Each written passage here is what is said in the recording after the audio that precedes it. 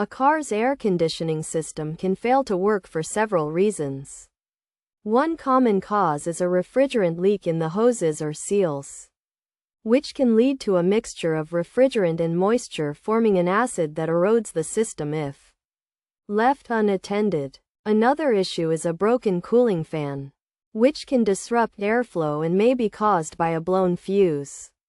Electrical short, or cracks resulting from debris. Electrical problems, such as a blown fuse, failed switch, or wiring issue, can also prevent the AC from working.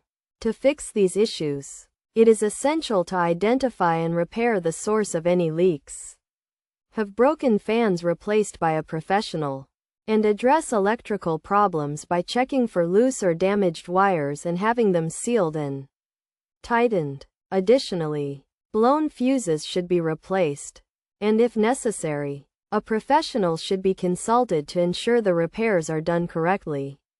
By taking these steps, it is possible to identify and fix the reasons why a car's AC is not working, making the process relatively straightforward.